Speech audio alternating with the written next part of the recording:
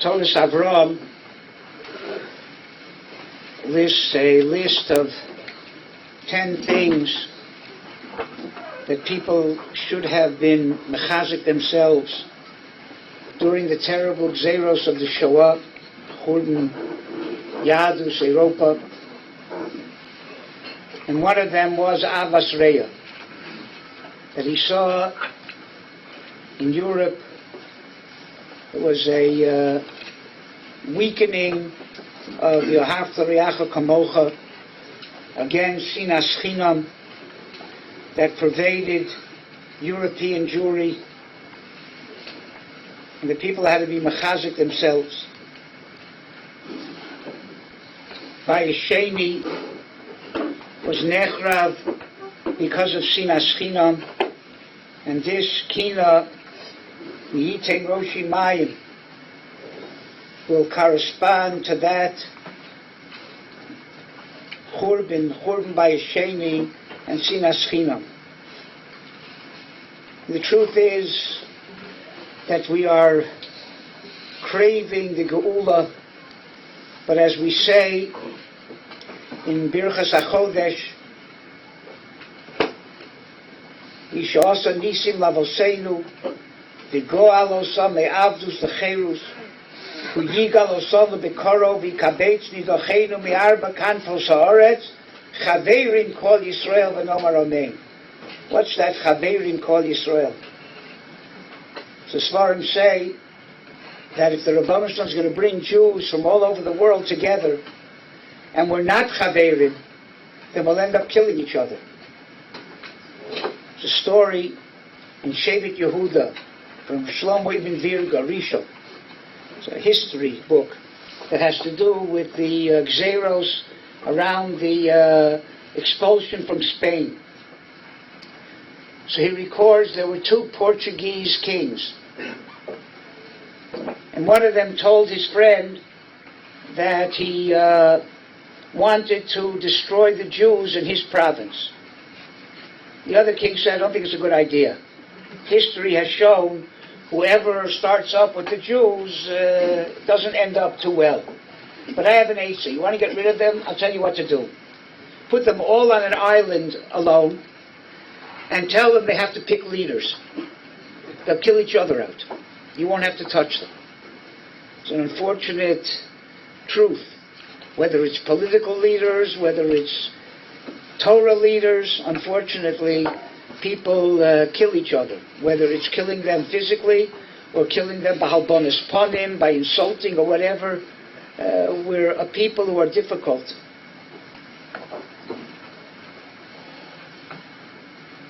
What is the mitzvah of Yohavta Reacha Kamocha? What is the Isra of Sinas Chinam?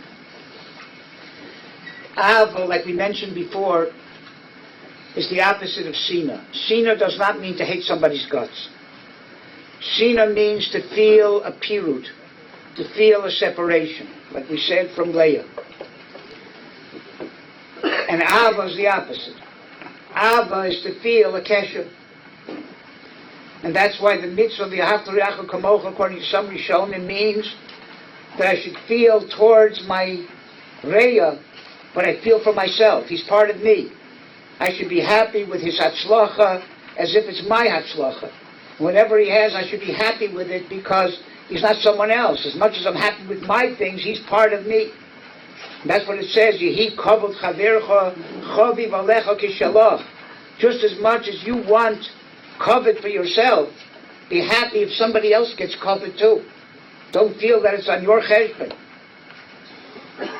Another pshat in Yohavta Reacha Kamocha, the Ksav Kabbalah says, do for somebody else small things that you would expect people to do for you.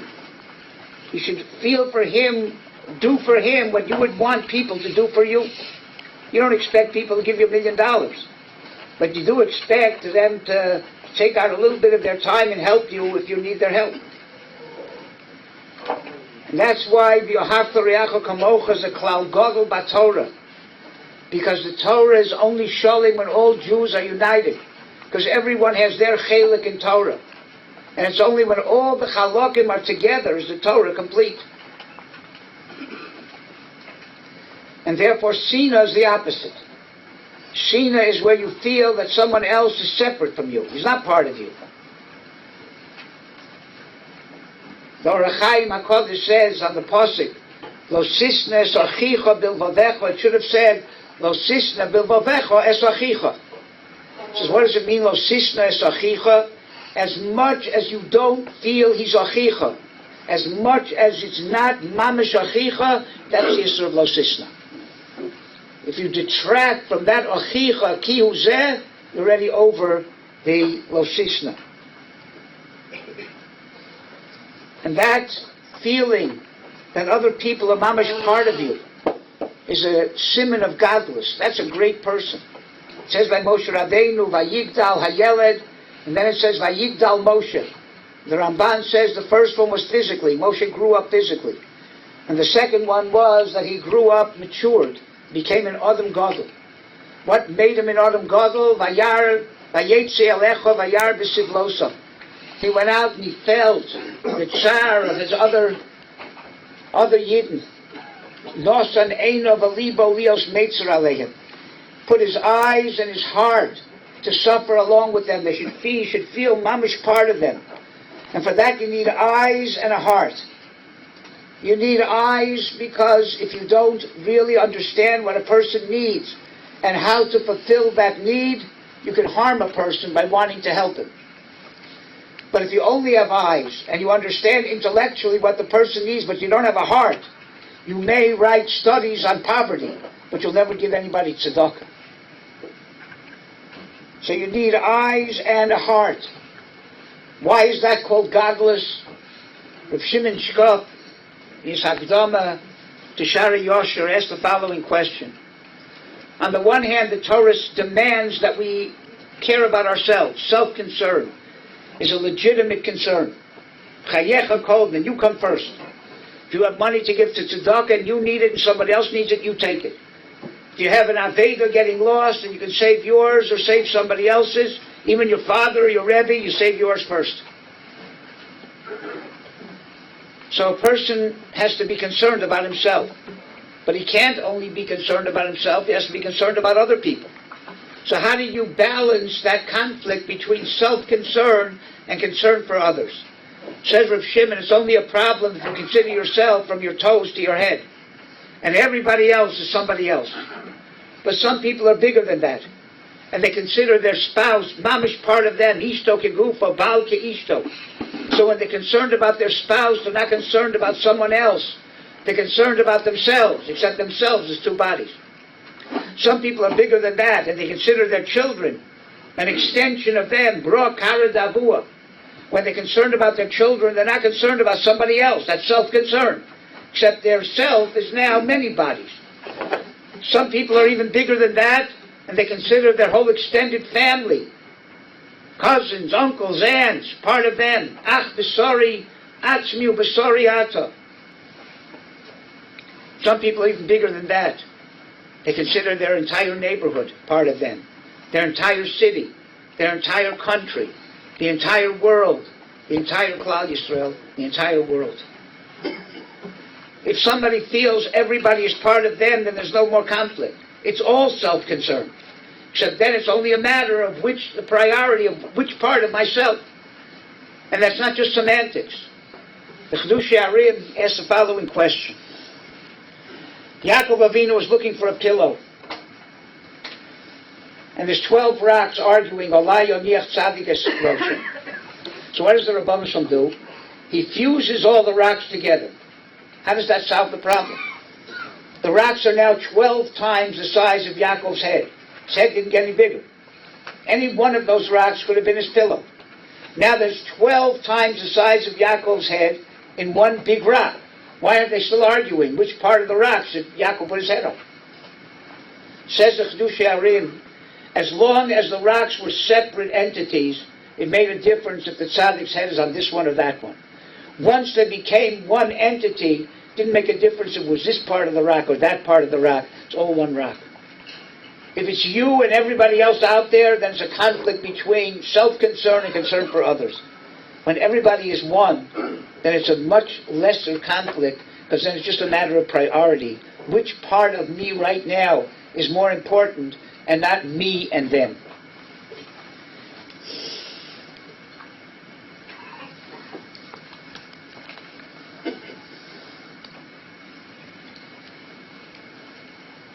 That's why the Rambam holds that the Iker Sina is believed.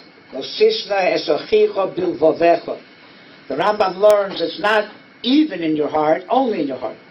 If you go to somebody and say, I hate your guts, hit him, you're over other Isurim, but you're not over the Isur of Lo Sisna.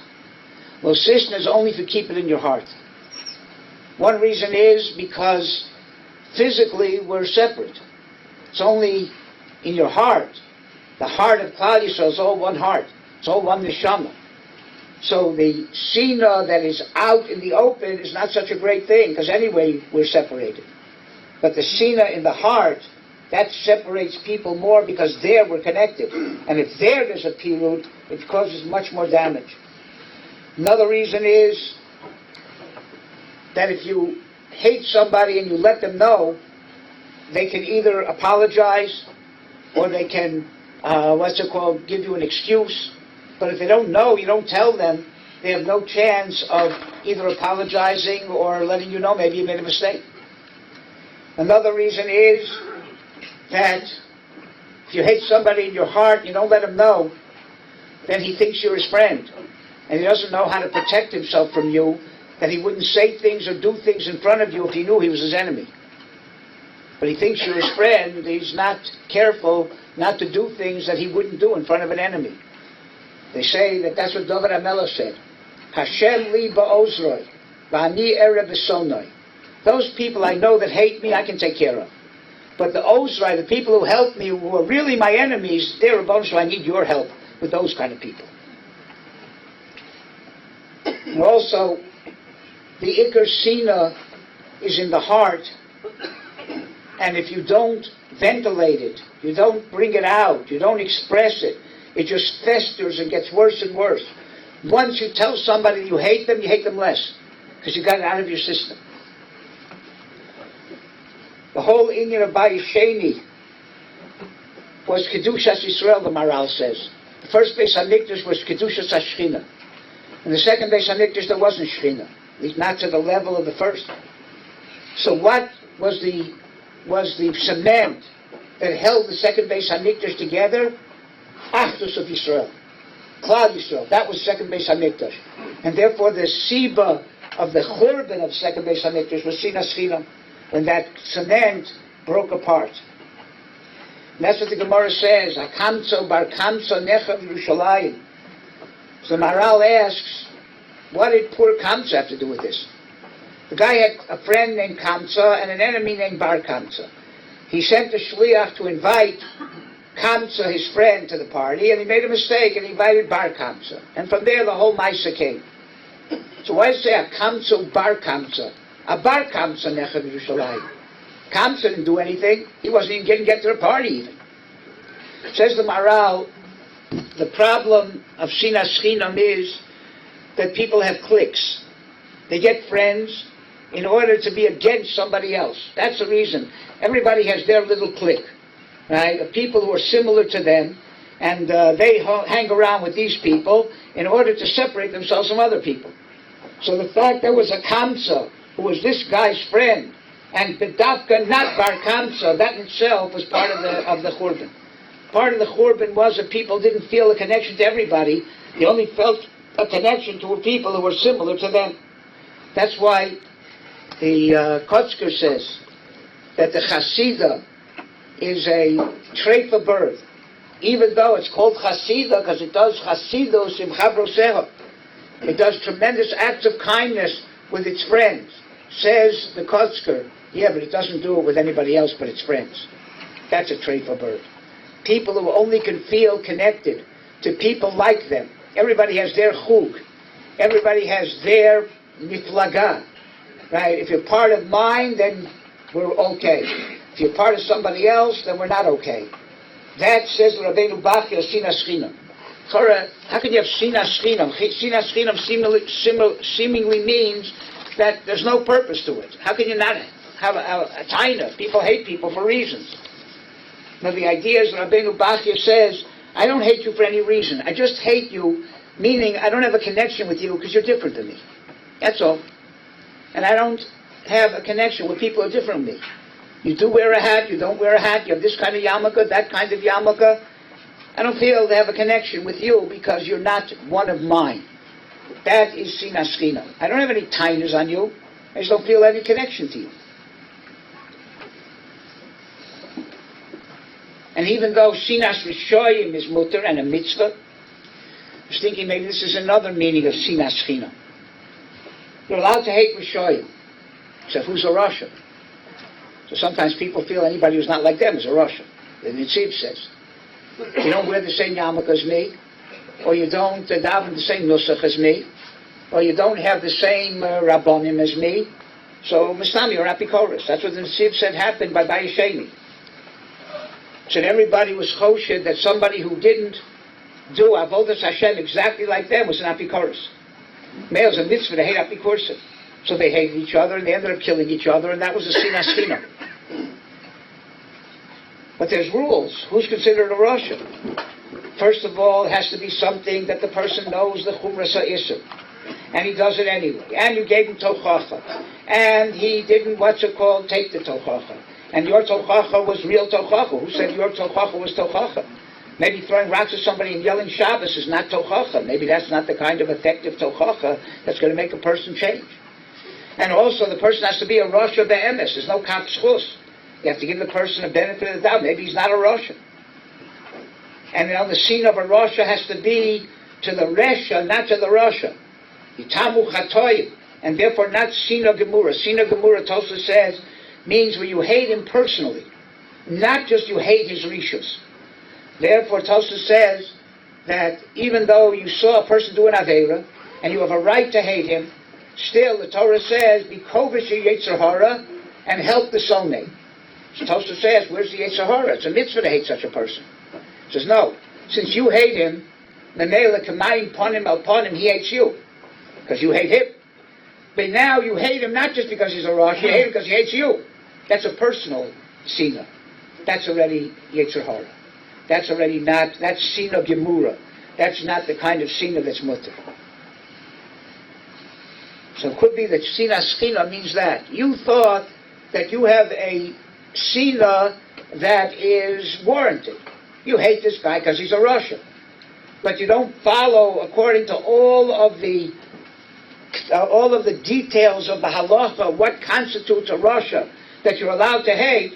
So it comes out your sina was sinas china. It was for nothing. You thought it was a mitzvah and a chova. And in the end it turned out to be chinom, turned out to be totally baseless. Thinking that's what it says. The Birkas Haminim, B'yavne Tiknuha. When they made a bracha in Shmoneh Esrei to curse Rishoy, the bracha was necessary. And it's part of Shmoneh Esrei. It's a bracha in Shmoneh Esrei. Who did they ask to compose that bracha?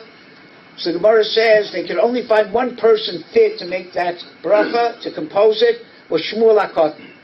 Why Shmuel HaKotten? So many say the same idea. Shmuel HaKotten said in Pirkei Avos, Binfol Oydivcha al Tismach. He quoted a pasuk in Mishlei.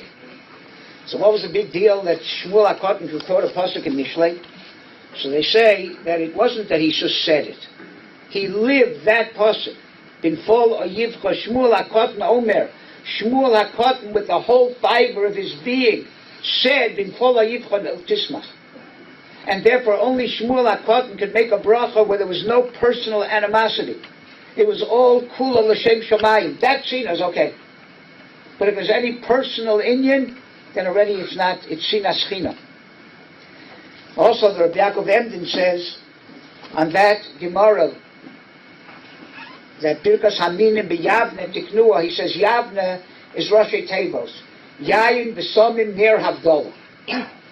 For what in the world does the Seder of Havdalah have to do with Birkas Haminim? I was thinking two ideas. One is that yes, there's a mitzvah to hate B'Shoyim and to separate yourself from them. But that's not the first line of action. First, try to be mashpi on the person. Be mashpi on a person could be Gogol Lagimo. Sit down, make a l'chaim with him. Sit down, drink some wine. Right? That's a good way of having a chibur with a person and trying to mashpi on him. If that doesn't work, then besamim. Wine, you sit down and drink together. Besamim, you could pass it down to the other end of the table. So be marachik him a little bit, but try to be makaret him like besamim. If that doesn't work, then try the nair. Nair could be at the other end of the room completely. Be marachik, but still try. If after the yayin, besamim, and nair doesn't work, then havdalah, then separate yourself. Then there's birkas hamina. Another possibility is there are many ways to try to be mashpia on a person. Some people are mekurev through emotion. Right? Dance with them, invite them to a Shabbaton, have a lot of ruach, and that's what turns them on to Yiddishkeit. Yayin, simcha. Some people aren't affected emotionally. So they need to be shown the aesthetics of Yiddishkeit. Invite them to a Shabbos meal, see how nice a Jewish family is, how nice a Shabbos meal is. They're aesthetically attracted to Yiddishkeit. That's besamim. Some people are not attracted by emotion or by aesthetics. They're attracted by seichel. Sit down, learn a sugya, Gemara, and they'll be inspired with the depth of what Yiddishkeit is. That's an air. Enlighten them.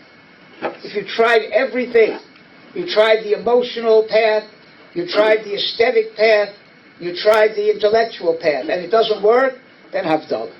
Then that kind of person you have to separate yourself from. And that's why the Shaloch HaKadosh says that there are 14 letters in V'yohavta es Hashem Elokecha, even though there are more than 14.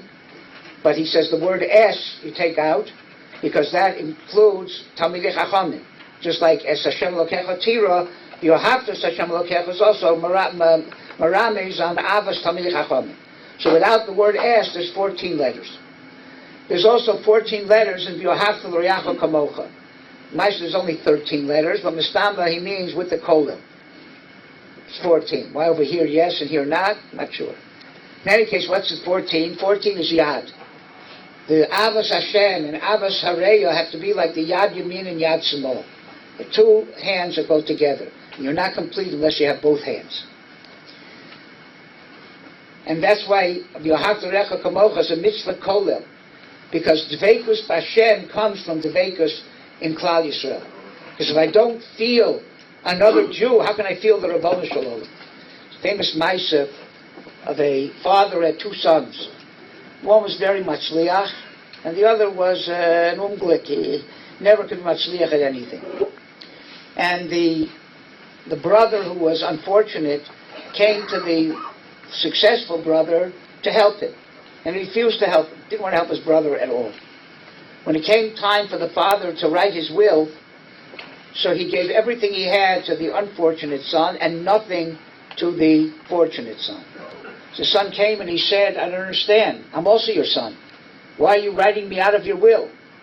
He said, Lamaisa, I'm the father of two children. I'm the father of that unfortunate son. If you don't consider yourself his brother, then I'm obviously not your father. So if you consider him your brother, then I'm your father. That's why it says, V'yohavta L'Riacha Kamocha Ani Hashem. If you consider him your brother, then I'm your father. But if you don't consider him your brother and I'm his father, then obviously I can't be your father. It tells the Rosh Yeshiva says that's what it means. La'asos kirtzon ish va'ish. La'olam daito shalom mureves and habrios. You should feel part of other people. La'asos kirtzon ish va'ish. You can't actually do whatever everybody wants. Because sometimes it's a contradiction. This one wants this wants the opposite. But at least you should want to do what somebody else wants. Somebody comes to you with a request. Your first reaction should be, why not? Not why yes. And then if there's reason not, so there's reason not. But at least the first thing is, why not? Why shouldn't I do it? And that's why V'yohavta L'Riacha Kamocha Ava is generated by giving, by chesed. Because if I can focus in on something more than just me, I can feel somebody else's needs. That's what Ava is. According to the Sefer Abris, there's a mitzvah to love even goyim. not just Reacha, not the same level. And according to Reb Chaim Vital, it's a mitzvah to love all creations. Avos Habrios. What's the chomer of the Isser of Lo Sisna? Why is that such a terrible Isser? For that the Beis HaMikdash was destroyed. So the Droshes Haran, the Chafetz Chaim also say, because it's something that happens every second. Most Averas you can do in a certain time and it doesn't go on always. But Lo Sisna Sachicha B'Vavecha, if you have Sina in your heart, it's an ongoing thing. It doesn't have any stop. And also, it brings to Ruach HaTum on your heart. And your heart affects your entire body. So if you have a Ruach Tum on your heart, right, it affects the entire body. And also it brings to a lot of Isurim. Sheker, Machlokes, Lashon Hara, Unas Dvarim, Halbonis Ponim, and sometimes the Ritzicha Mamish.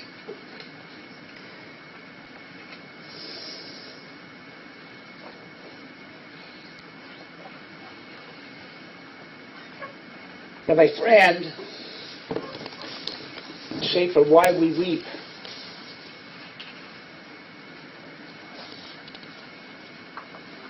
he says that he wanted to tell two stories in this drasha that he gave, and people warned him that he shouldn't mention them. First story took place during the 1940s when Rav Zev Gold visited my Rosh Yeshiva of Yaakov Yitzchak Halevi Ruderman Zatzal. Rabbi Gold was the head of the World Mizrahi. One night, Rabbi Gold gave a speech to a group of Mizrahi members who were not Shomer Torah mitzvahs. When he finished, they asked him why he was staying with Rabbi Ruderman, who was not affiliated with Mizrahi. He told them there are 613 mitzvahs in the Torah. With Rabbi Ruderman, I only have Chilukei Deos about one of those mitzvahs.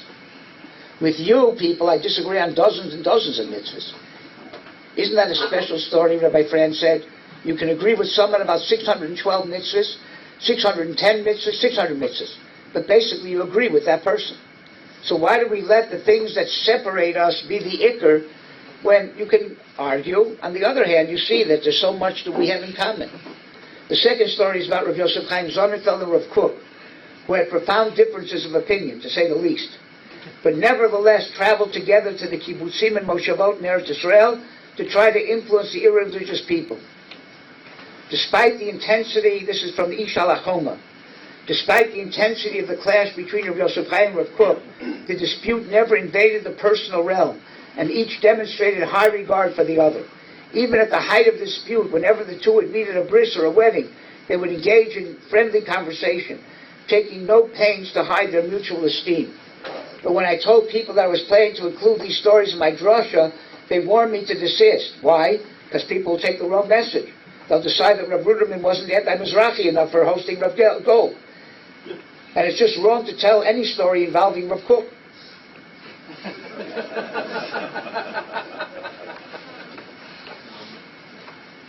If you disagree with someone on one issue, then they're worthy of contempt, and you can't even tell a story about them.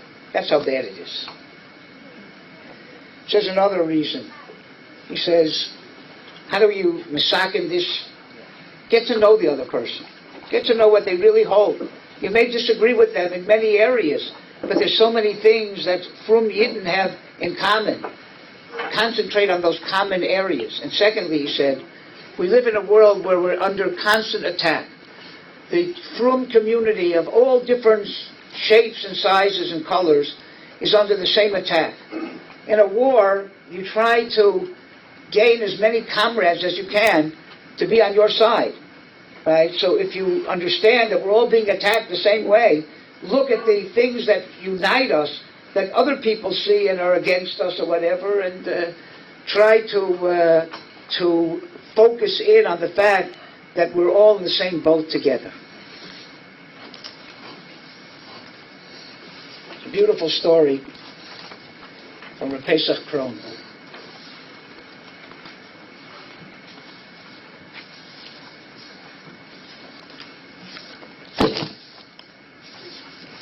A similar one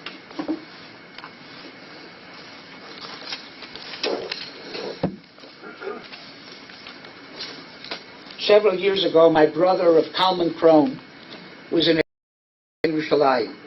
The driver was not wearing a yarmulke, and he seemed barely grunted, obviously an observant Jew. There was a stony silence in the taxi as the driver wound through the narrow side streets at breakneck speed. Finally, my brother broke the silence and said in Hebrew, "Anachnu achim," we are brothers. The incensed driver responded angrily, "Anachnu lo achim. Ata dati v'ani lo dati." My brother turned to the driver and said softly, "My Rebbe taught me that those who are dati and those who are not dati are brothers." The driver looked sideways at my brother and asked disdainfully, "Who's your Rebbe?" My brother replied delicately, "Adolf Hitler." The driver whirled to face my brother as his mouth drooped open. He actually lost control of the car for an instant as it swerved toward a parked car before he regained control. For a long moment he was quiet. Then he pulled over and stopped the car. He turned to my brother and said, "You're 1 in a million." "No," my brother replied, taking the driver's hand. "We are 2 in a million, because achim anachnu." It's a similar story.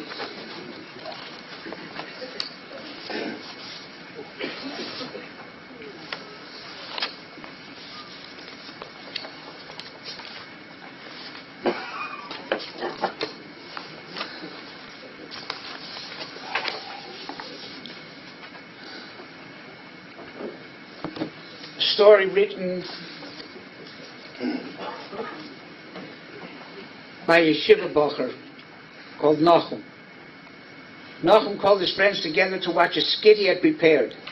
As a bocher, Moshe Shapiro was friendly with Nachum and came to watch his performance that night. He has since retold its poignant plot. A secular man perished in the Holocaust, and when his neshama ascended to Shamayim, the Beis Din Shamala asked him, "What do you expect to receive here?" The man answered, "I heard from my friends that there's a desirable place called Gan Eden. That's what I would like to receive. We must first ask you a series of questions before we allow you entry. Did you keep Shabbos?" inquired the voice. The man answered truthfully, "No, I did not." "Did you don tefillin?" "No, I did not." "Did you keep kosher?" Once again, the man replied in the negative. "Did you fast on Yom Kippur?" asked the voice. "No." "Did you eat matzah on Pesach?" "No," answered the man again. "I did not practice any mitzvahs at all because I came from an assimilated family and had no exposure to the laws of the Torah. Still, I request to be admitted into Gan Eden." Gan Eden is reserved for those people who subscribe to the lifestyle that was dictated to the Jewish people on Har Sinai, explained the voice. "What makes you think that you are deserving of Gan Eden?" "Because I'm a Jew," he insisted. "But how do you expect to go to Gan Eden if you didn't learn Torah or keep any of the mitzvahs?" argued the voice. "It's true that I didn't learn Torah or keep the mitzvahs," stated the man firmly. "But if it was good enough for Hitler that I was a Jew, then why isn't it good enough for you?" The Bochum gasped as a powerful argument had indeed been made. The audience listened to the commotion that followed as the heavenly court convened and debated the departed man's status. After a few moments, a decision was finally reached. Nachum banged the gavel and announced the verdict. Halacha ke Hitler. The law follows Hitler. The non-observant Jew who had perished in the Holocaust was permitted entry into Gan Eden.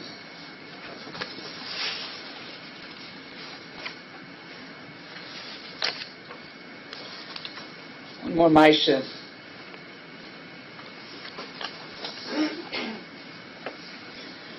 Rosh Zelig Rubinstein, Zecher Tzadik Livrocha, told over the following Maisa.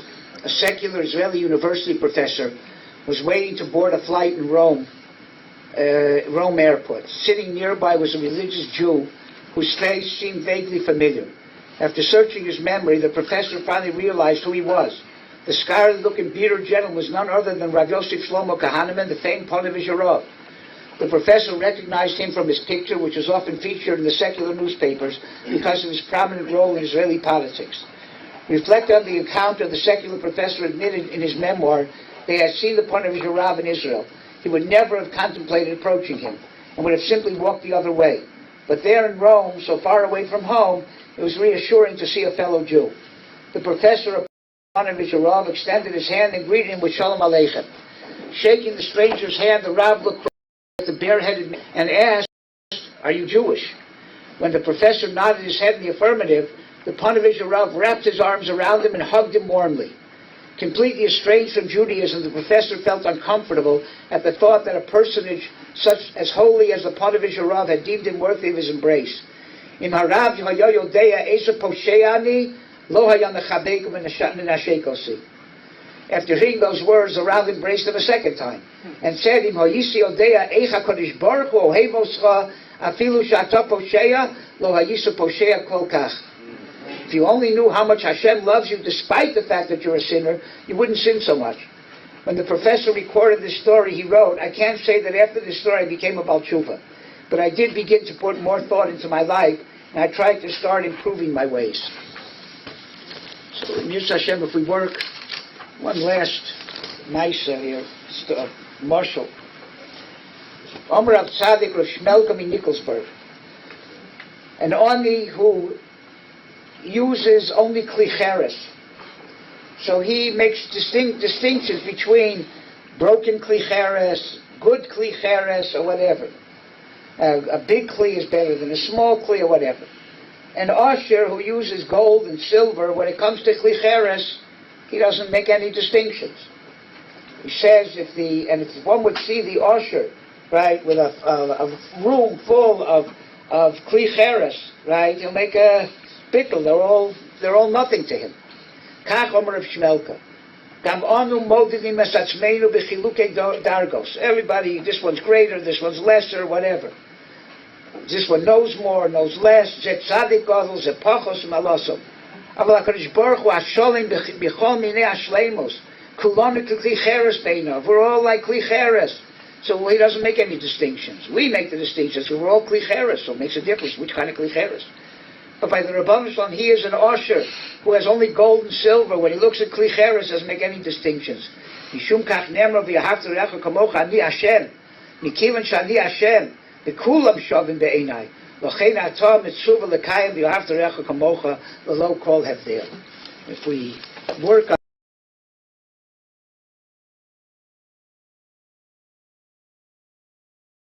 and Musar and Tochacha and Adarabah, that's all part of the Shalom. But that doesn't take away from the things we have in common. Feel a commonality, even though you have areas that you have to make chilukin or whatever. Make the ikr, the fact that we're all in the same boat. We're all attacked by the world as from Jews and as Jews in general. And that should make it enough to have a connection, to feel that connection, and that in itself takes away the sinas kina. So we'll say these two kinnos now.